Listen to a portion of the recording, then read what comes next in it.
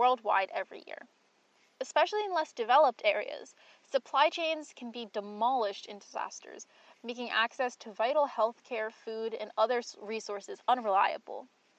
Homes, schools, roads, and jobs are ruined, pushing people further into poverty. Natural disasters, warmer climate, and pollution from use and extraction of fossil fuels, rising sea levels, and a warped growing season makes farming more difficult, which is devastating to economies and personal health. This also affects people in poor agrarian societies the most, as they don't rely on industrial technology to manufacture good growing conditions and are more dependent on the climate for food. Without food, people develop malnutrition, obviously, and are less productive at school and work, leading to a lower quality of life, most importantly, and secondarily, a lower GDP and less efficient global economy. Along with the loss of farmable land, there is a loss of livable land. Again, mostly affecting people in poor coastal regions who are more directly affected by rising sea levels and who don't have money to move away. The last few issues are slightly less social and more biological and will affect everyone eventually. These include increase in vector-borne diseases, cardiorespiratory conditions, and loss of biodiversity. The only organism that really loves climate change is mosquitoes. Warmer temperatures all over the world mean they can travel outside of their normal semi-equatorial range, moving farther north and south, and carrying diseases like malaria, West Nile virus, and Zika virus with them. These diseases are treatable, but as we have previously discussed, in less developed areas where supply chains have been disrupted by extreme weather, people don't have access to the medical supplies necessary to treat them, and they will die or be severely affected by these diseases. Fossil fuels spew particles left and right into the air. Before the Industrial Revolution, there was never more than 300 parts per million of carbon in the air. And parts per million is just a way to measure how much of a substance is in the air that we breathe. As the climate cycled, so did the ppm of carbon, dipping to around 175 ppm in the low point of the cycle, and as we said, 300 ppm in the high point. Now, after a steady rise in the last 50 to 100 years, there's 409 parts per million in the air of carbon. This is correlated to an uptick in asthma, heart disease, and lung disease. Of course, most of the carbon is emitted in large cities, like Beijing, New York, Paris, whatever. But carbon spreads around the whole world in the atmosphere, and everyone is affected. As you may know, some scientists believe that we are in the middle of the 6th mass extinction. There have been 5 others, the last about 65 million years ago. But this time, it's caused by humans.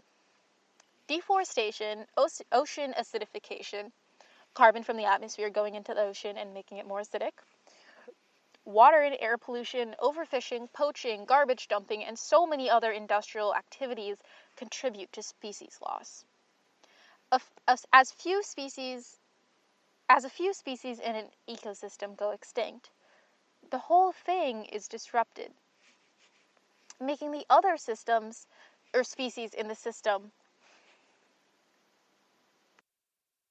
As you may know, some scientists believe that we are in the middle of the 6th mass extinction. There have been 5 others, the last about 65 million years ago. But this time, it's caused by humans.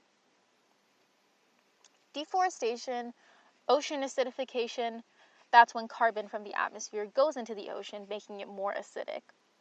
Water and air pollution, overfishing, poaching, garbage dumping, and so many other industrial activities contribute to species loss.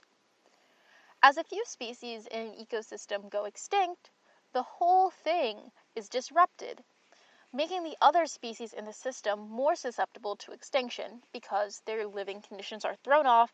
They might not have the food that they used to have. They might be overrun by another species who's used to being eaten off a little bit and is now uncontrolled because their predator is gone. And the whole thing is just different. In the last century, 200 species have gone extinct, mostly in aquatic, arboreal, and coastal habitats, the ones most affected by global warming.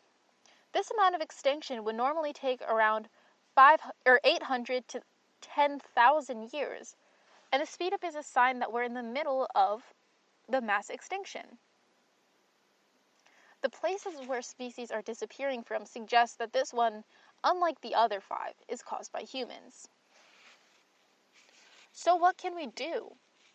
It's important to remember that this problem, climate change, is systemic and needs to be handled on an institutional level. That being said, there are actions citizens can take to limit their personal effect on the environment and spur systemic change.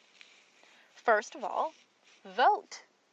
I know this is all on our minds lately, especially if we live in America, but really, if you are of voting age in your country, make sure to get to know the candidates who support climate reform and any other issue you care about.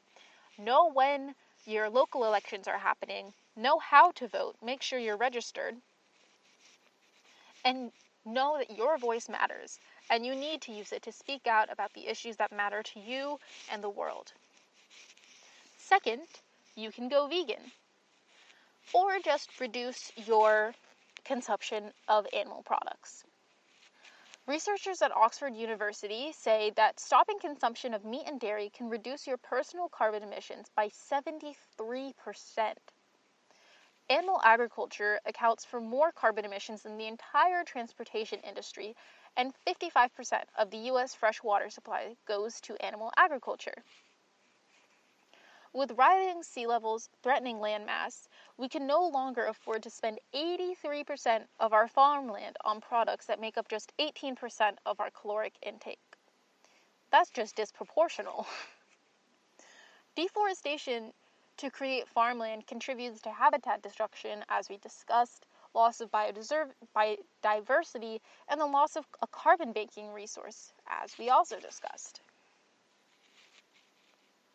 Reducing your use of single-use plastics is also a way to lower your carbon footprint.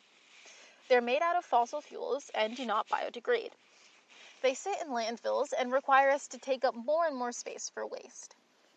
They also end up in the ocean, harming animals. We have all seen the image of a turtle trying to eat a plastic bag, or of a duck with his head stuck in one of those little drink things. And they contribute to the loss of biodiversity in that way. You can reduce your use of them by bringing your own bags to the grocery store, buying products not packaged in plastic, and buying clothes made of natural materials like cotton instead of synthetic materials like rayon and polyester that are actually just plastic. Reducing your use of cars is also a way to reduce your carbon footprint. You can opt for public transport if it's not COVID times, or just make sure you wear a mask, walking, biking, or even carpooling. You can turn off your lights when you leave the room, take shorter showers, unplug your cords from the wall when you're not using them, buy secondhand clothes. Touch note on that. The amount of clothing sent to landfills each year could fill 459 Olympic swimming pools. That's kind of a lot of swimming pools. And it's 3/5 of the clothing items we buy. Fast fashion is not very good for the environment and leads to a ton of waste. So shopping more sustainably is a fantastic way to lower your carbon footprint. In our societies, these options are more expensive and time-consuming, and may not be viable options for everyone. Remember to use whatever privilege you have for the good of society, and don't disparage people for not being able to make the same changes you can.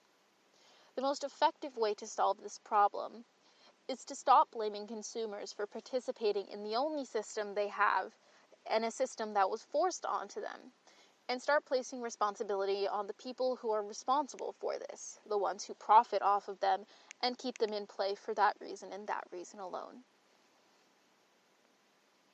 I'm Ava Kerner. Thank you so much for listening. I hope you learned something, and I'll see you next week.